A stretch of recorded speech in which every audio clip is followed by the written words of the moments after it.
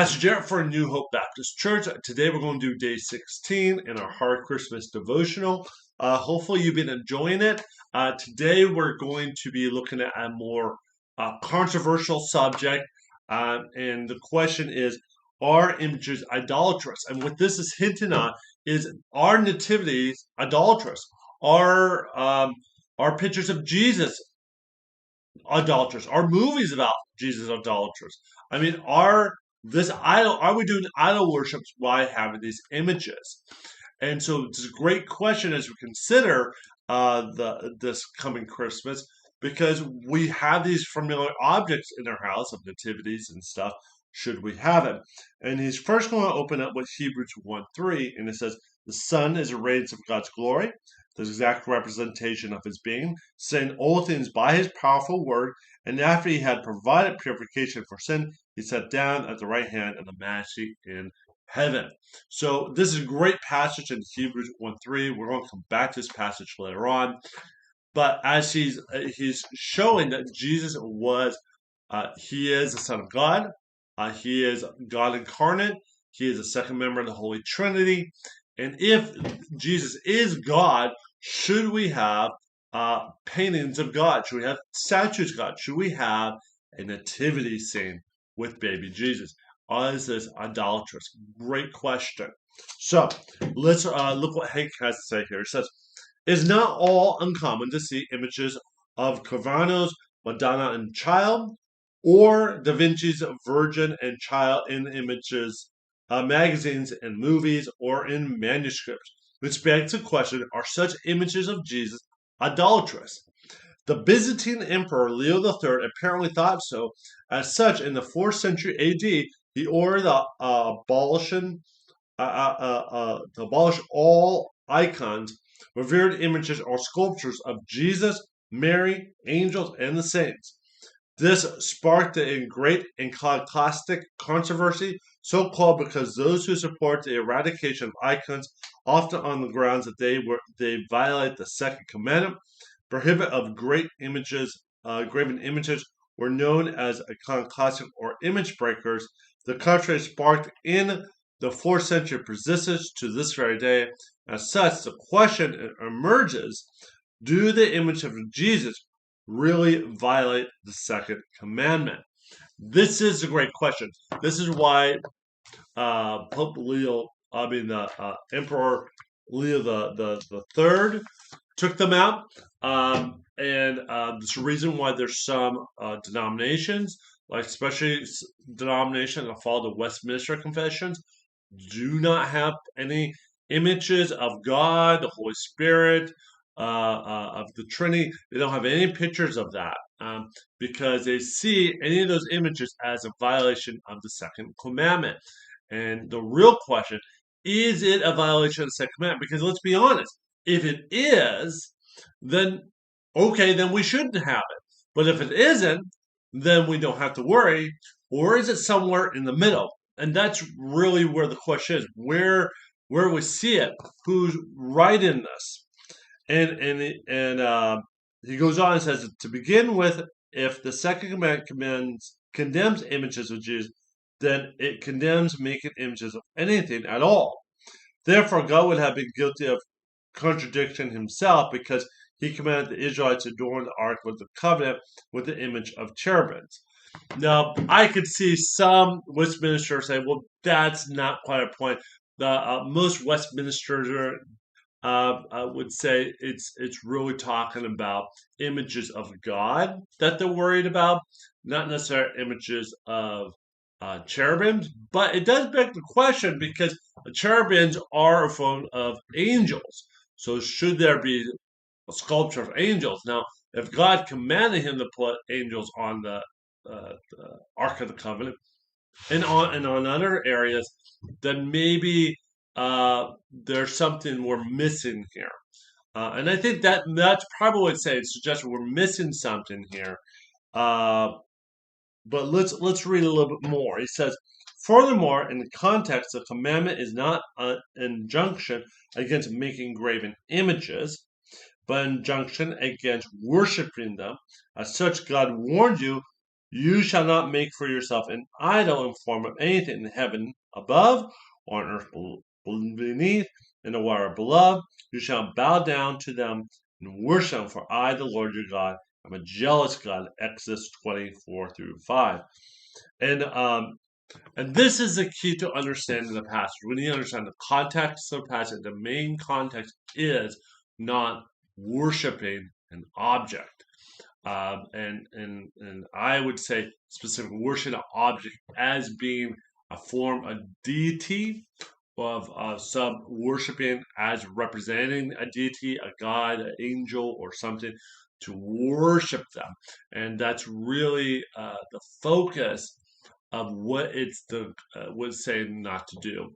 I think part of the thing that also sparked the iconoclastic movement with no image at all is well, I should say not during the Byzantine Empire, but then Reformation, because this comes back in with the Reformation, like I said, the Westminster Convention, and even during Luther's rise in Reformation, they did start destroying all these images and statues and stuff. That did end up happening. Um, not that Luther wanted to happen, but there was a natural byproduct of it. And so I think part of this modern day iconoclasm is because the there's some Protestants are still um, protesting against Rome, and one of the ways they do it is they don't want any images because they see any sign of any image in the church as, oh, we're getting caught up with those old Roman Catholics and their mistake. Um, it's a great question. So the question is it idol worship? And I think this is why it was really good how they dealt with the question of what is the context? What's the context here? Now, one of the things I want to look at, let's see if I can get my Bible out here, is let's pull up, I wanted to point something out really quick. So in Exodus 20, if you look at it, it goes over the Ten Commandments. And if you look at a Protestant's Ten Commandments, a Catholic Ten Commandments, and a Jewish Ten Commandments, they look a little different. Now and so for Protestants, we start with you shall not have any God before me, commandment number 1, and commandment 2, no make no graven images, and make them two separate things. If you look at the Roman Catholics, they don't do that. They combine the first and second commandment, and they have for the first one is I am the Lord your God who brought out of the land of Egypt. So they have that as commandment number 1, and then no other gods and no images as being number 2. Now some Protestants say, aha, see the Catholics trying to be tricky, trying to get with their statuary. Well, actually, they get that Ten Commandment order not from, they get that from the Jews, because the Jewish Ten Commandments starts with, I am the Lord your God. And then they were the one who initially combined it, the you shall have no other gods and no make no graven images. So I want to point that out that from a Jewish standpoint, those two commandments were similar, and so it's a great reminder because what it is if that's how a Jewish person went, which is a great reference, and if you look at the content path, it's about worshiping them as God or worship them as an object of God, and that's a concern. So the question is, in my office, I have this little cross here, and it has Jesus' birth, life, and resurrection and death. So life, death, resurrection. It's one reason why I liked it. I liked how it covered the different aspects of life. And so the question is this idol worship? The answer to that is depends on how I treat it. If I treat this as something special and sacred, if people start coming to my office and they start seeing me kissing it or hugging it, or let's say they start seeing me bowing before it, um, start doing my prayers always in front of this. then that begs the question that this may be being turned into an idol. And so that would be a valid concern. Saying like movies, books, paintings, anything can be turned into object of worship, or it could be just used as an object to remember. So I see this, and it reminds me of what Jesus did for me. And it's a great reminder of what he did for me. And in that case, it's okay. But if I treat it as an idol, then it's not okay. So it's one of these things where it has a fuzzy gray line. And I don't know if me and Hank would agree completely on this point. And I know there are some other people who wouldn't fully agree with me. Alistair Begg wouldn't necessarily fully agree with me on this, maybe. I'm not sure. I'm still trying to figure out where he stands on it. But the point is, how do we treat this? Do we treat it as something we bow down and worship, or we treat it as something to remember? Now, if you don't treat it as an idol, but treat it as a thing of remembrance, it can be a powerful thing. This is a gospel presentation. I don't know, because it has life, death, birth, life, death, resurrection. I got the gospel in one object. Isn't that neat? And I can teach the gospel right through that object. I on my computer here and behind me, I have a little picture of the nativity. That's great. I mean, it's a great way to talk about the nativity. Gives us some image there. As long as we treat it as this is to help us point us to Christ, then it's a beautiful, wonderful thing. When we start treating it as if it is, let's see if I point out, if we treat that as something that is, and we start worshiping that, then it's a problem. So it depends on how we do it. But it can be a powerful way to teach the gospel. And I would say it's one of my favorite movies. And again, there's some Westminster Confession people that don't like any movies about Jesus or about God because they're praying the image of God, and I'm very empathetic to their position. But there's one movie called The Gospel of Jesus. It's a word for word movie telling the gospel of Jesus. I love it because it's straight from God's word, and he's gentle, and he can be brutally honest in the movie. It's a really good telling of it. In fact, I showed it for Easter, for Good Friday at the church once. Great movie. Now, if I ever start treating the actor who played Jesus as Jesus, if I think about Jesus, I think of the actor. Now we have a problem. So the question is how you treat those things, and if you can use it to help point people to God, and help them realize, well, this object isn't Jesus, but it's always to give us an idea. No problem. Let's real quickly do the rest of the reading and Hebrews. Oh, I will want to say one thing. I think there needs to be a degree of grace on this area. This is an area of, I think, of Christian liberty.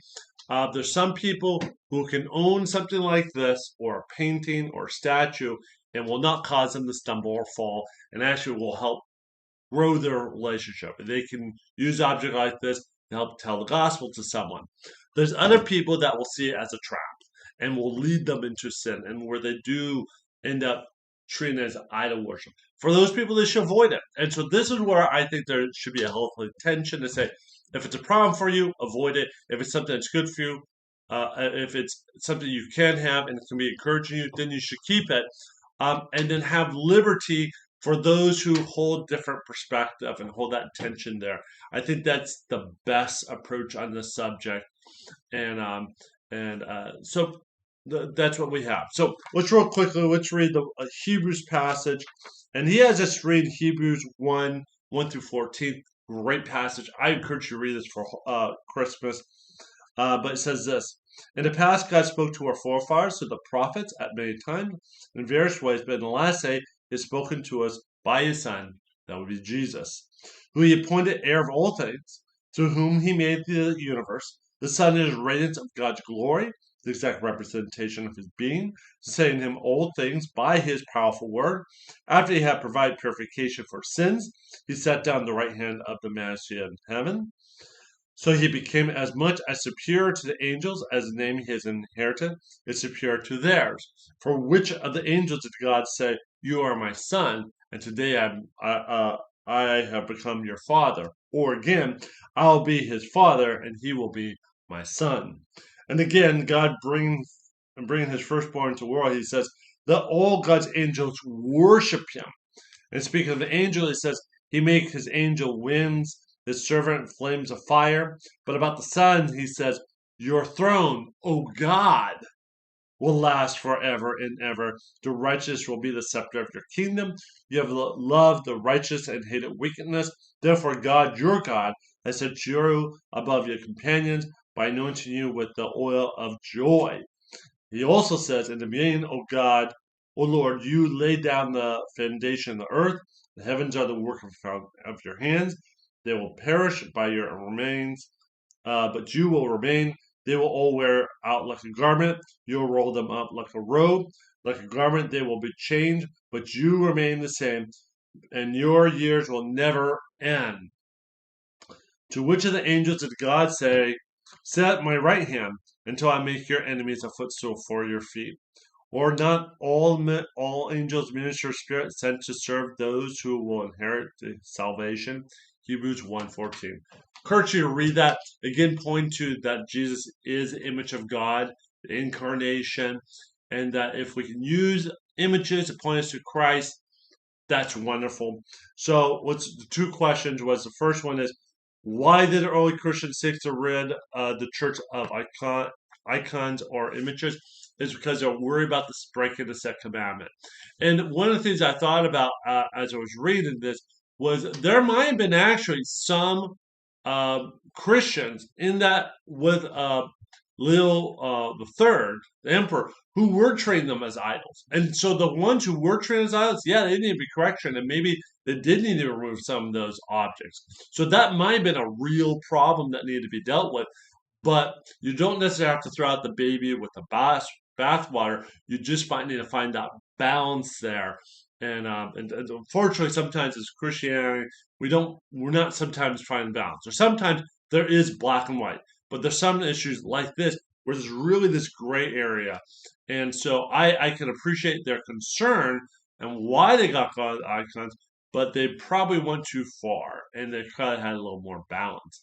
Because I think for some people it is helpful. Number two, in what ways can Christian art, nativity scenes, painting, or ornaments enhance our worship of Christ? If this object here or other objects can help you focus on God better, and not treating this as God, by the way, but this object, it helps you focus on God more, what He did for you, and helps you focus on the Scripture more. If it can do that, then great, that's wonderful. And it's a great way to, like I said, to share the gospel, great way to talk about Christmas and nativity, have a nativity in front of your house, really proclaimed Jesus is a reason for the season. So it can really be a wonderful object lesson for you to share with others. So with that, we'll bring it close. So today we're going to look at good Christian men rejoice. This is one of these carols I have never heard before going through this devotional. Again, that's one of the things I'm grateful for. I hope you enjoy it. And as we listen to him, just remember, just consider how Jesus is an image of God and how you can use objects as a way to point people to Christ and point people to this first advent, to his incarnation. And you can do that through certain objects and paintings and such. God bless you and have a great day.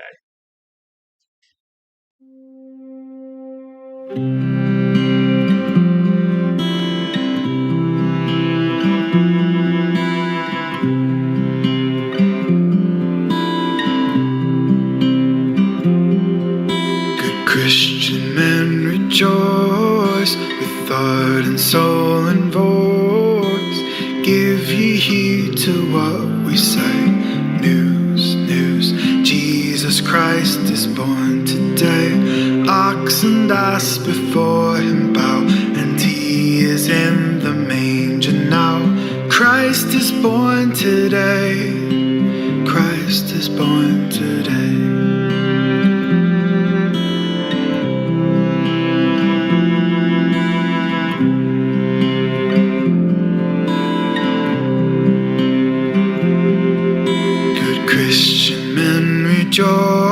rejoice with thought and soul and voice. Now ye hear of in this bliss, joy, joy. Jesus Christ was born for this. He hath oped the heavenly door, and man is blessed evermore. Christ was born for this. Christ was born for this.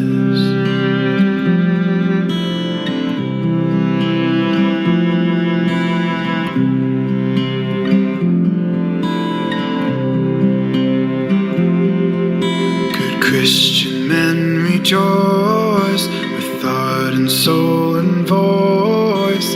Now ye need not fear the grave. Peace, peace. Jesus Christ was born to save. Calls you one and calls you all to gain his everlasting whole. Christ was born to save. Christ was born to save.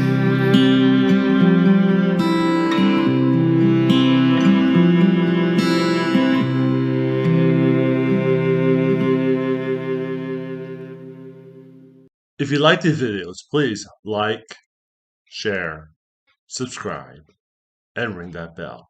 God bless you and have a good day.